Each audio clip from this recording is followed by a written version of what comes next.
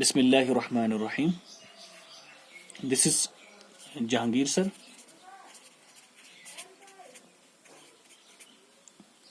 I am going to teach you states of matter.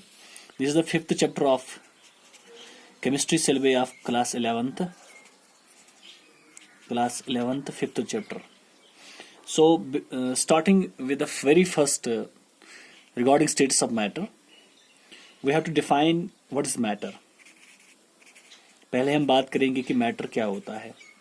हम बचपन से ये डेफिनेशन सुन के आए हैं, लिख के आए हैं कि कोई भी चीज जो स्पेस ऑक्यूपाई करता हो, anything which occupy space and possess mass, वो जिसका मास हो उसको हम मैटर कहते हैं. Anything which occupy space and possess mass is called as matter. और ब्रॉडली स्पीकिंग मैटर की तीन कैटेगरीज होती हैं. एक को बोलते हैं हम नाम सॉलिड, दूसरे को हम नाम बोलते हैं liquid, and the third one which is called as gas. So there are three states of matter, solid, liquid and gas. और भी दो स्टेट्स होती है, बोस-आइंस्टाइन स्टेट और plasma state, but that is beyond right no beyond the scope of this discussion. So हम पहले discuss करेंगे what is solid. Solid किसे कहते हैं? सॉलिड उसको कहा जाता है, उस सबस्टेंस को कहा जाता है जिसका मेल्टिंग पॉइंट, सॉलिड उस सबस्टेंस को कहते हैं जिसका melting point above the room temperature हो, रूम टेम्परेचर से ज्यादा हो. A substance whose melting point is more than room temperature is called as solid. या a substance is may be defined as solid. A substance is called as solid if it is melting point is above the room temperature, मगर under atmospheric pressure. Under atmospheric pressure हम कह सकते हैं substance is said to be solid. A substance is said to be solid, is said to be solid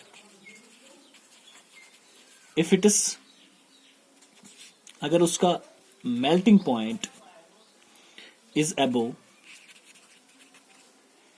room temperature. Condition क्या है? Under atmospheric pressure.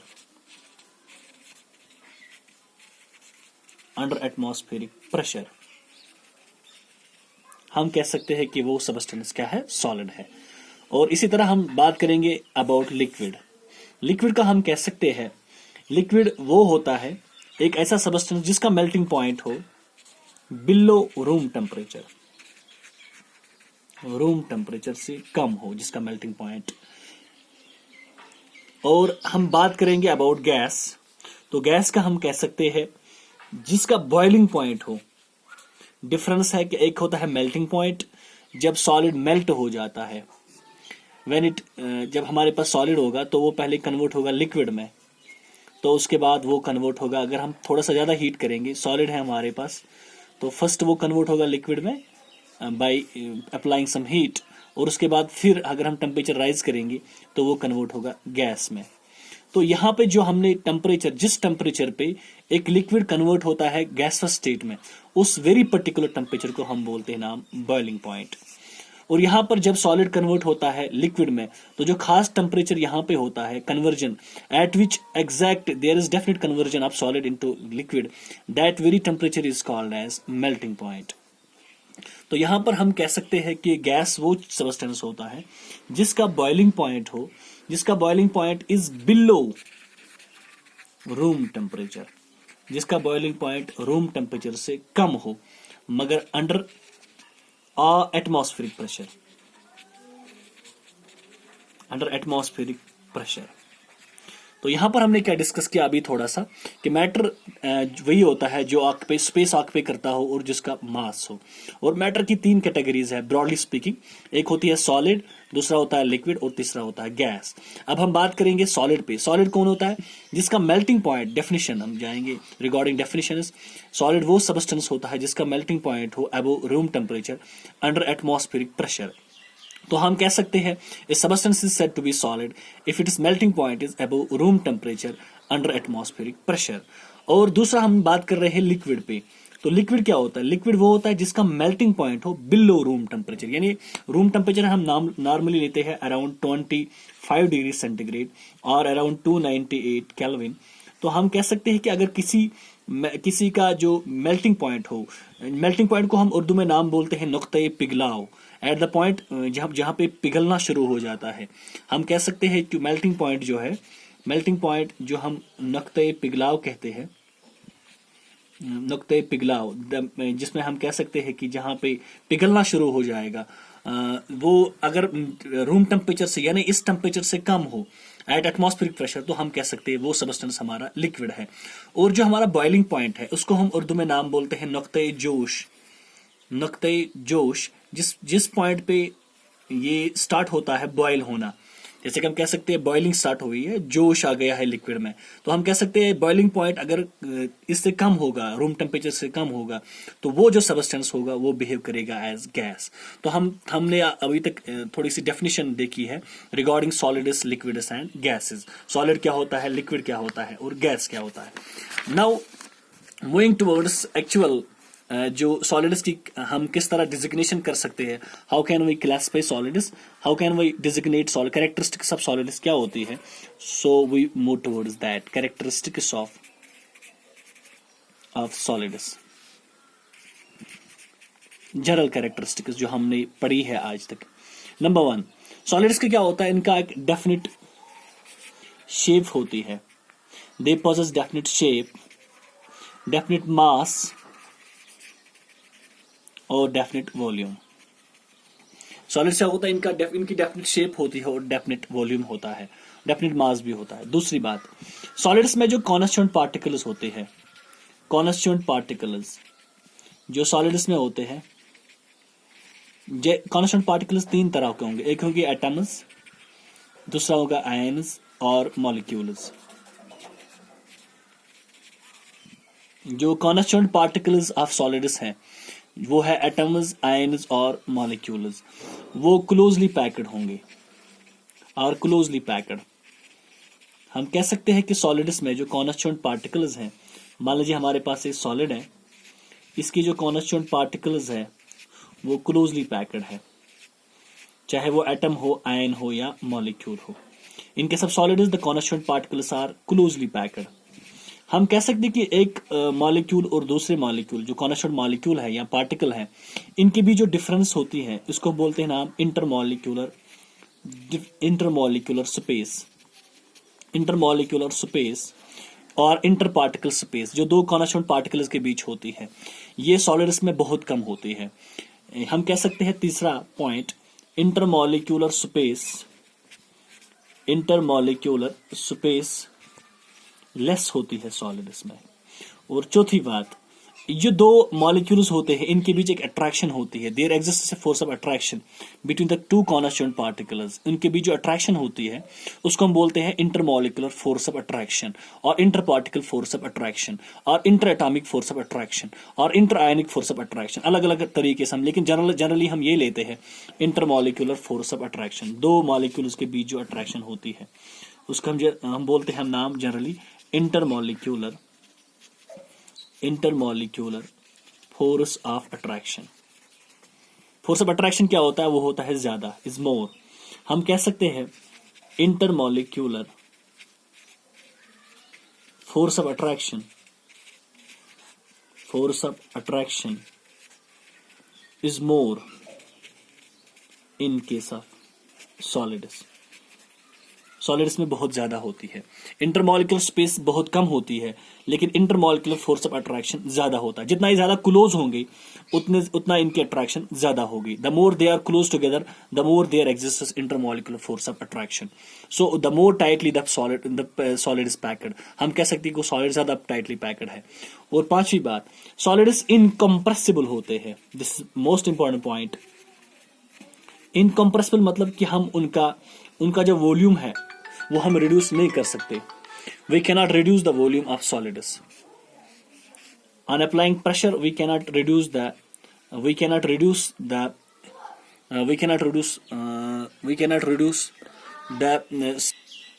Solids are incompressible, मतलब कि जो solids होते हैं वो है इनकम्प्रेसिबल, यानी हम उनका जो साइज होता है या वॉल्यूम जो वो ऑक्यूपाई करते हैं वो हम रिड्यूस नहीं कर सकते। वी कैन नॉट रिड्यूस, मतलब उनका जो size, we can say the volume, वो हम डिक्रीज नहीं कर सकते। We can not decrease the volume of solids on applying some force. कोई फोर्स हम अप्लाई करेंगे और उसकी वजह से हम कह सकते हैं कि उनका जो साइज है वो रिड्यूस हो जाएगा, कम हो जाएगा, या वॉल्यूम जो है वो कम हो जाएगा। especially it is for volume, they are incompressible, that is we cannot change the volume of solids on applying pressure। हम ये कह सकते हैं solids incompressible होते हैं, उनका जो साइज होता है या इनका जो वॉल्यूम होता है वो हम रिड्यूस नहीं कर सकते ऑन अप्लाइंग प्रेशर। तो ये इंपॉर्टेंट पॉइंट है इसमें।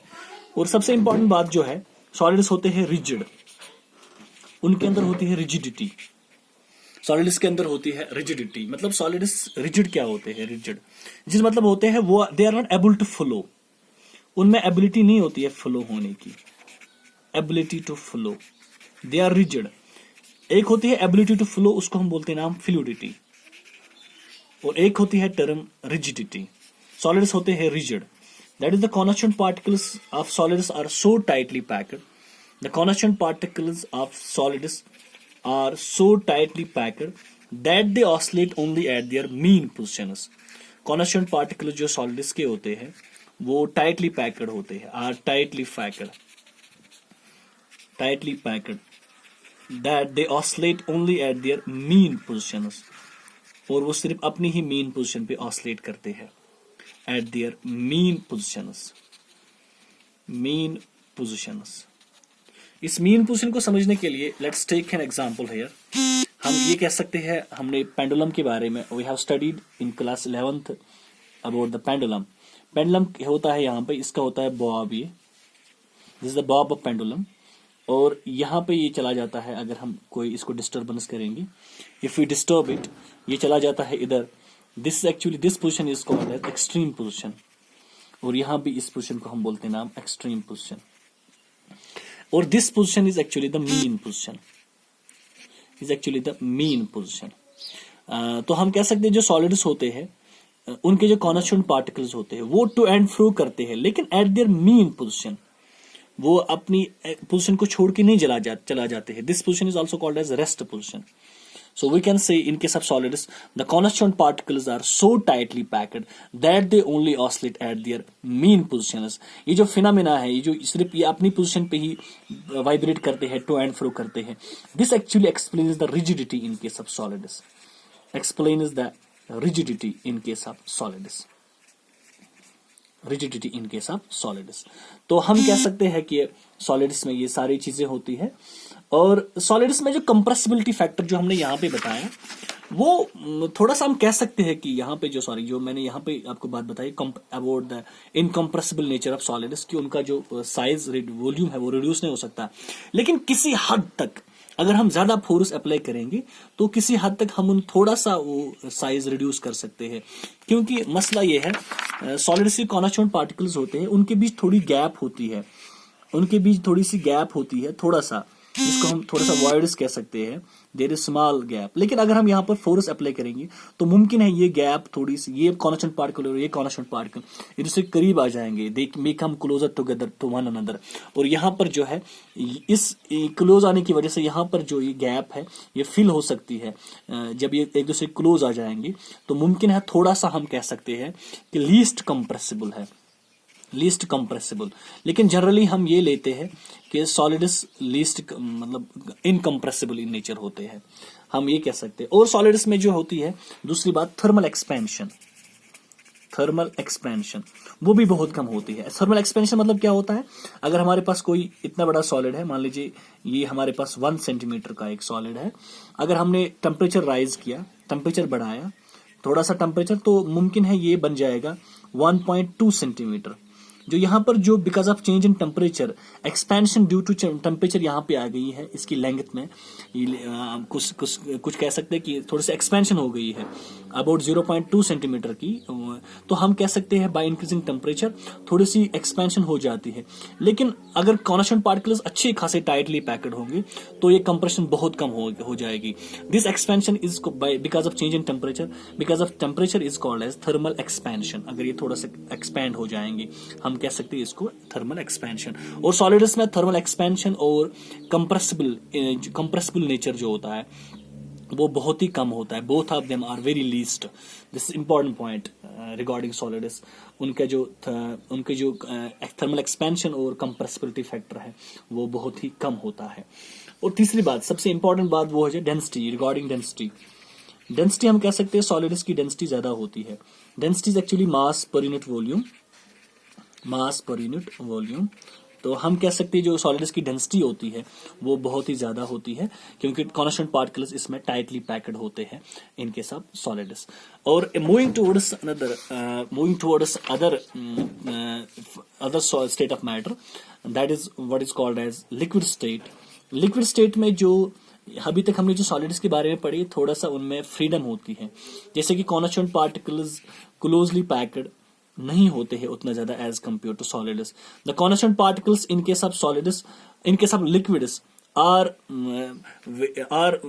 they are not closely packed as like solids. There is more intermolecular space. In case of liquids as compared to solids, but the constant particles are tightly packed as compared to gases. अगर हम liquids जो होता है वो middle में आते हैं, solids और gases के बीच में आते हैं। लिक्विड्स यहाँ पे आते हैं, they fall in the middle category of this section. हम कह सकते हैं जो कॉन्स्टेंट पार्टिकल्स होते हैं in case of liquids they are not tightly packed as compared to solids, but they are tightly packed as compared to gases. We can say about these things related with liquids. Liquids में property एक होती है, that is they possess the property of fluidity. Fluidity मतलब क्या होता है? Liquids में they are able to flow. Liquids flow हो सकते हैं, they are able to flow. हम कह सकते हैं कि जो लिक्विड जल्दी फ्लो होगा उसकी जो विस्कोसिटी होती है, विस्कोसिटी वो कम होती है उसकी। आप ये मान लीजिए कि जो फ्लूइडिटी है, रेट ऑफ फ्लो डिपेंड करता है विस्कोसिटी पे। एक लॉ है फिजिक्स में, एक लॉ पढ़ा, एक फोर्स, एक स्टोक्स लॉ जिसको बोलते हैं, उसमें एक इक्वेशन है F = 6 पाई ईटा RV। जो ईटा है यहाँ पे, this is called as coefficient of viscosity. V जो हमारी है वो वेलोसिटी है यहाँ पे, और F वो फोर्स है। तो हम कह सकते हैं कि वेलोसिटी और कोएफिशिएंट ऑफ विस्कोसिटी, और अगर हम यहाँ इसको ले जाएंगे तो ये बन जाएगा प्रोपोर्शनल टू F/V। तो हम कह सकते हैं जो कोएफिशिएंट ऑफ विस्कोसिटी है उसकी इनवर्स रिलेशनशिप है विद रिस्पेक्ट टू वेलोसिटी। यानी अगर वेलोसिटी ज्यादा होगी तो कोएफिशिएंट ऑफ विस्कोसिटी कम होगा, अगर कोएफिशिएंट ऑफ विस्कोसिटी ज्यादा होगा तो वेलोसिटी कम होगी। हम कह सकते हैं जिन लिक्विड्स में, जो लिक्विड्स ऐसे लिक्विड्स जिनमें विस्कोसिटी ज्यादा, उनमें रेट ऑफ फ्लो वो कम होगा। विस्कोसिटी एक्चुअली में क्या होता है? What is viscosity? विस्कोसिटी है हमारा एक बहुत ही अच्छा फैक्टर है लिक्विड्स में फ्लो होने का। Viscosity is actually opposition during the flow of liquids, opposition during the flow of liquids.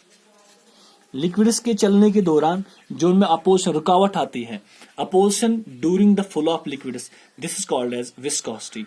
हम कह सकते हैं, अगर हम एग्जांपल लेंगे यहाँ पर वाटर की और लेंगे एग्जांपल हनी की, तो वाटर की जो विस्कोसिटी होती है वो होती है कम, इसलिए पानी जल्दी फ्लो होगा एज कंपेयर टू हनी की विस्कोसिटी बहुत ज्यादा होती है, तभी वो धीरे धीरे नीचे आएगा, तो उसकी जो स्पीड होगी, उसकी जो वेलोसिटी होगी फ्लो होने की वो कम होगी एज कंपेयर टू वाटर। इसका वजह यही है क्योंकि honey is more viscous than water. वो विस्कोसिटी क्या मतलब होता है? Viscosity is actually a term related with fluidity. हम कह सकते हैं विस्कोसिटी ज्यादा, फ्लूइडिटी कम। फ्लूइड मतलब क्या होता है?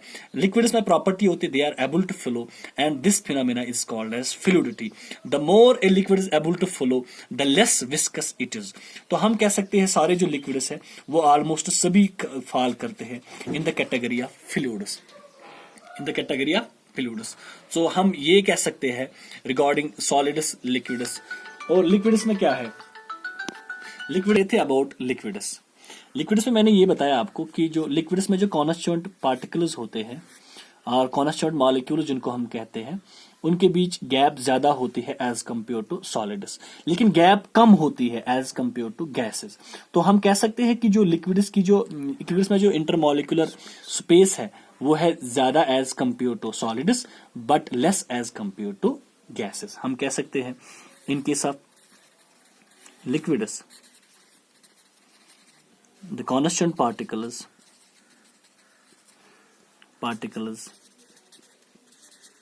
possess more intermolecular space as compared to solids but less as compared to